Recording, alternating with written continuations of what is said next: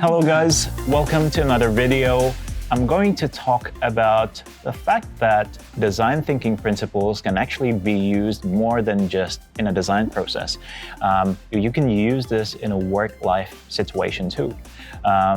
Previously, I've spoken about the idea that designers can actually be great leaders, and this is probably why. So I'll explain to you about how to apply design thinking in your work life in 6 principles.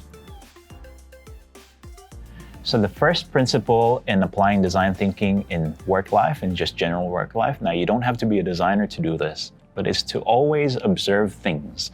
So when you observe things and you immerse yourself in it, that means you are a lot more aware about situations. And when you observe things, that means you can be quite critical in certain things without having to be annoying at the same time. So as long as you're self-aware about situations, that's a good start for you to be able to make improvements on certain things, which is some of the points that I'll talk about after this. But being able to observe, care about things, not just, be a robot basically. So when you walk into your office or your work situation, be alive and be in it, be in the moment. That will allow you to be able to care a lot more about your situation or the situations about people and just environment around you. So that's a good start. The second principle is to immerse yourself in the experience, and this is where things can be a lot more. You can do things for a purpose rather than just walking in and out. So it's important for you to obviously love what you do, and that's a good start if you already have that. But being able to immerse yourself in experience. Let's just say you make coffee for a living at a cafe. If you walk into the cafe, immerse yourself in the experience where, imagine yourself as you're a customer coming into the cafe, walking into that door, greeting you as the barista, and imagine what their, what their process is like. And also for you as a barista, you'll be able to imagine, what's a better experience for me if I was to make a cup of coffee? How do I set up my cups? How do I set up my tools here and there, my drip coffee thing, whatever. So the more you think about all of this stuff, and because you were aware from that first principle, it helps you to immerse yourself in the experience that you're going to be embedded in the whole journey. The third principle is about challenging current assumptions. Now, if you've done principle 1 and 2, which was about being aware and immersing yourself in the experience, don't do it like in just a couple of hours, but allow yourself some time.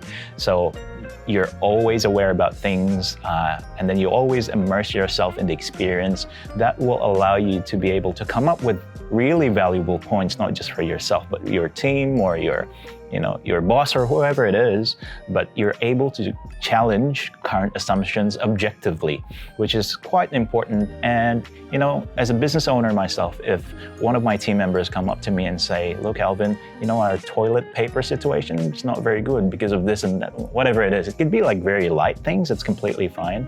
But if you're being objective about it, and because you have been aware all this while, once you bring up that point, it's actually going to be seen as a value rather than just a plain criticism. It's going to be a lot more constructive. Principle number 4 is about involving others. So as you could see, you were immersing yourself in the experience, you were aware about things, and you say what you have to say because you care, not because you just wanted to say it, but because you care. And the next thing to do is to involve others. Let others say what they need to say, say what they think, allow them to be able to give input and even add on top of your input. That's going to make the whole experience even better in terms of improving something or just solving a problem, which is what design thinking is all about. And the 5th principle is about doing small increments of tasks. One of the things that is quite valuable out of a design thinking process is you don't have to do all of it all at once. And it's not about overwhelming yourself, but it's about being able to map out different types of actions, recommendations, solutions, or whatever it is, and be able to prioritize them based on how much of a value it is to your team or the business or whatever it is, versus how much effort it would take So if you've seen our previous videos as well, we've done a value and an effort matrix that helps you decide on, what to do first. Like, how do we prioritize between all of this 100 tasks that we have?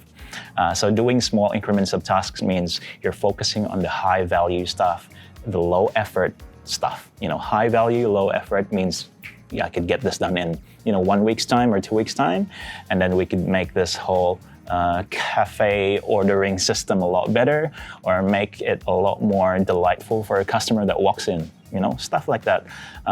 So that will allow you to tick off a couple of points that makes it feel, we've progressed somewhere as a team or as a collective. We have, done a couple of things right, and it's a great feeling to having just little small achievements like that.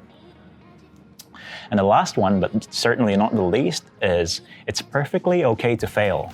So that's one thing that people are not comfortable with oftentimes, is that they feel like when we do something or when we come up with a project, it has to be perfect, and then it ends up being this project that runs for months and months and months and never gets delivered because you're a perfectionist. And obviously, as a creative, I myself am a perfectionist. My team is, but it's that point where we need to know where to stop, and it's good enough for what it needs to be because it's going to bring more value rather than us holding into it for a few more weeks or a few more months. So coming back to the whole cafe idea, it's perfectly okay to fail if you test an idea. Let's just say, let's set up this table over there instead of here, because it's going to make it easier for our customer to walk in rather than having to go around. So you just test it. It's easy to do because all you have to do is just move the table, right? And if it doesn't work, you'll know, and then you can just move it somewhere else. So it's the idea of being okay to fail. Obviously thinking about the risk factor as well, like moving a table itself is not a high risk thing, but let's say if you're going to implement a new POS system that it's going to involve another company coming in, installing it, an IT guy, whatever it is, then it's a whole bunch of money to spend. That's a high risk thing that you might not want to do right now, but take a bit more time, you get the idea. So that's it. How to apply design thinking principles in 6 steps, or in just 6 small, very simple principles in any type of work, really, not just design or agencies like us, but you can do this anywhere, and you don't have to be super educated to be able to do this. You just have to be a human, really. Okay, thank you guys. And if you haven't subscribed, please do so. I really appreciate all of the comments that has come in. It has given me a lot of ideas, and also, it teaches me better on how to be able to present to you guys and be able to bring value to whatever you guys need, all right? And be safe, be healthy, and be happy, all right?